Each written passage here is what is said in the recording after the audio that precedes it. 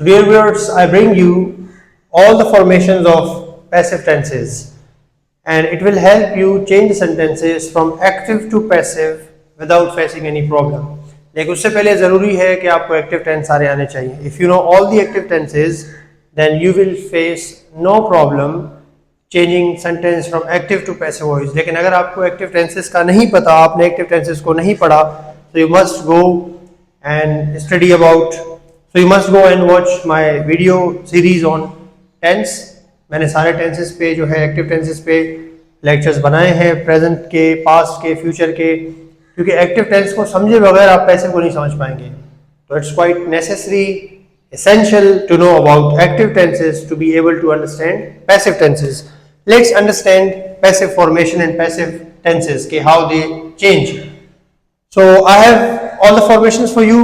Number one, we have formation of present simple, then we have continuous, perfect, and then past simple, and I will also go with other four remaining formations. लेकिन in formation को discuss करने से पहले एक चीज जो बहुत जरूरी है आपको समझनी चाहिए, and that is what I already mentioned in the previous video about object, कि अगर आपको ऑब्जेक्ट का नहीं पता then you will not be able to change the sentences in passive correctly, क्योंकि जो पैसिव का सारा दारोमदार है वो ऑब्जेक्ट पर है. Object answers what and to whom, क्या और किसे. For example, I speak English. Now ask your verb. अपने वर्ब से पूछे, टेंशन नहीं, कोई बात नहीं, वर्ब से भी कोई काम ले, वर्ब से पूछे I speak what? I speak English. तो इंग्लिश आपका ऑब्जेक्ट है. इस तरह के सेंटेंस में ज्यादा मसला नहीं होता, क्योंकि इस सेंटेंस में we don't have any EOP और any additional information या any adverb. लेकिन सेंटेंस जब लॉन्ग हो तब ज्यादा कंफ्यूजिंग बन जाता है, और इसीलिए, और खासकर हमारे यहाँ पे लोगों का माइंडसेट है कि what comes first is always subject and what comes in the end is always object. ऐसा नहीं होता. इसके बाद मैं ये भी लिख सकता हूँ I speak English in academy, I speak English in the class, I speak English here in this place. तो मैं कुछ भी ऐड कर सकता हूँ, जरूरी नहीं जो आखिर में आए वो ऑब्जेक्ट है. ऑब्जेक्ट क्या है? जो आपके एक्शन को रिसीव करे, जो आपके वर्ब को रिसीव करे और बताए या आंसर करे व्हाट या to whom. For example, my father is advising me. My father is advising to whom? Me. So me is object, not something that comes after or in the end. Okay, now let's understand it. तो जैसे मैंने आपको पहले बताया कि active में subject है and passive में वी हैव ऑब्जेक्ट फर्स्ट. तो ऑब्जेक्ट, उसके बाद is am are as per the object. Object के हिसाब से हम इज एम आर का इस्तेमाल करेंगे. अगर ऑब्जेक्ट सिंगुलर है तो इज, प्लूरल है तो आर, अगर आई है यानी आई आपका एज एन ऑब्जेक्ट है M. Then third form verb यानी past participle form, the verb is always used, and then by and subject. अच्छा, by and subject ऑप्शनल है, जरूर नहीं है कि हर जगह पे by and subject का इस्तेमाल किया जाए. It is optional, up to you. जहां पे जरूरत है यूज करें, जहां पे आपको लगता है इसकी जरूरत नहीं है तो इस्तेमाल ना करें. It's not a mistake कि आप हर सेंटेंस में by लगाएं. So it's up to you and depending on the context and situation. I speak English, अभी एक्टिव का जुमला है, सब्जेक्ट है, वर्ब है, ऑब्जेक्ट है. अब ये भी पहचानना जरूरी है कि एक्टिव का कौन सा टेंस है, क्योंकि जो एक्टिव का टेंस होगा वही पैसिव के टेंस में आप या उसी पैसिव टेंस में आप चेंज करेंगे. So this sentence is from present simple tense. So we will change it as per the formation of present simple passive voice. So object सबसे पहले आएगा, ठीक है. तो ऑब्जेक्ट क्या है? English. English is definitely singular.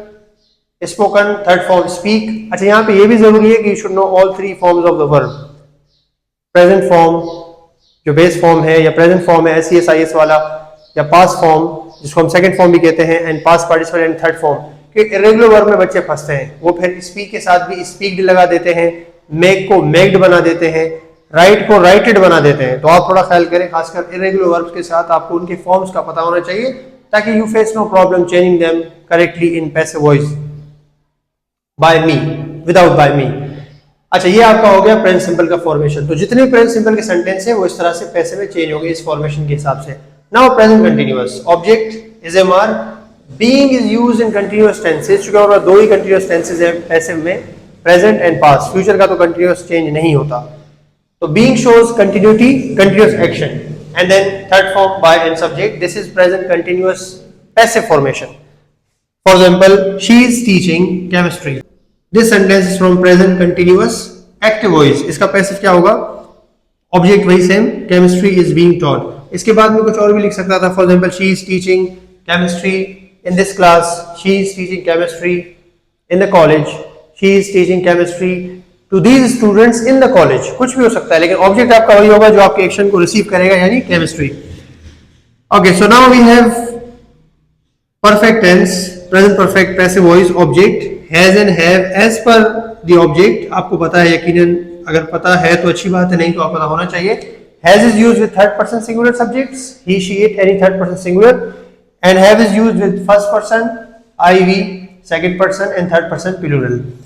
Been, has been, have been. Third form verb, by and subject, again these are optional.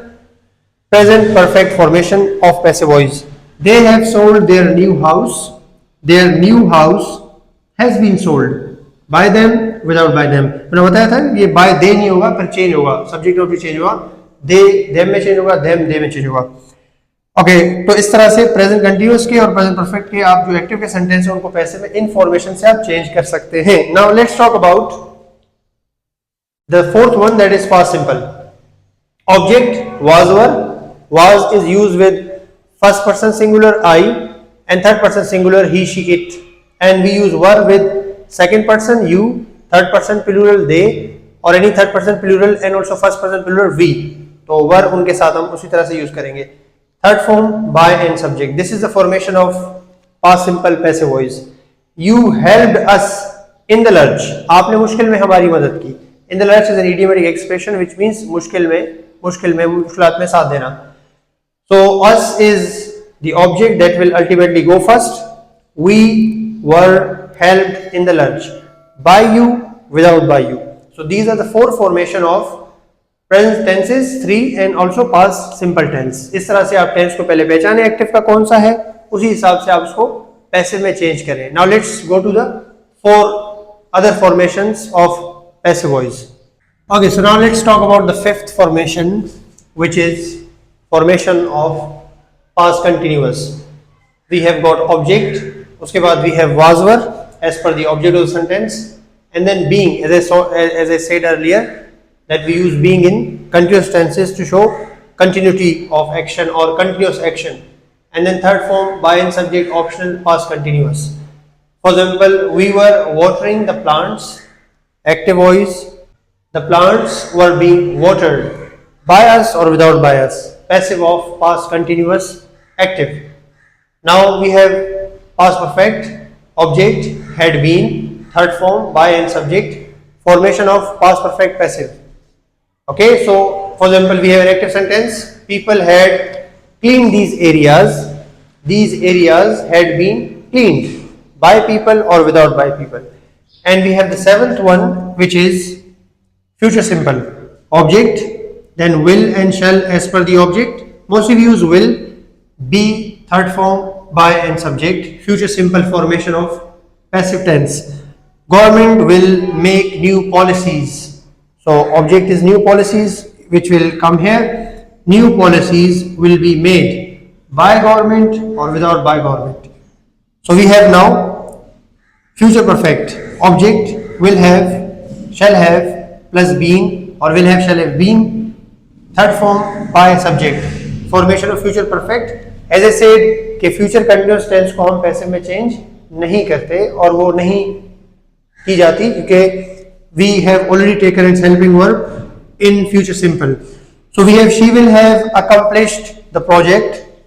So the project is the object that will come first. The object will have been accomplished by her or without by her. So by following these formation, I am pretty sure you will not face any problem changing an active sentence to a passive tense. लेकिन उससे पहले बहुत ज़रूरी ये है कि आपको 2 चीज़ों की पहचान हो.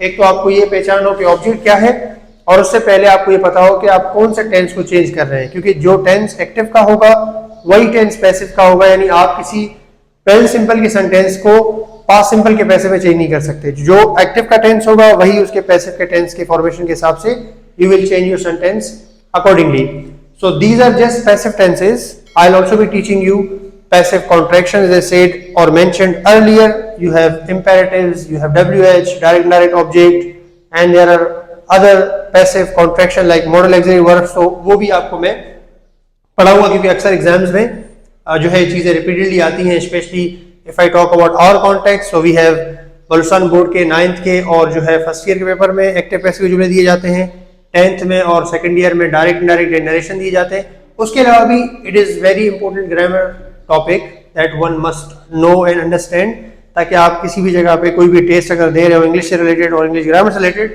तो आप उसको अच्छे तरीके से कर सकें और उसको आप अच्छे तरीके से पहचान सकें। So see in the next video, take care.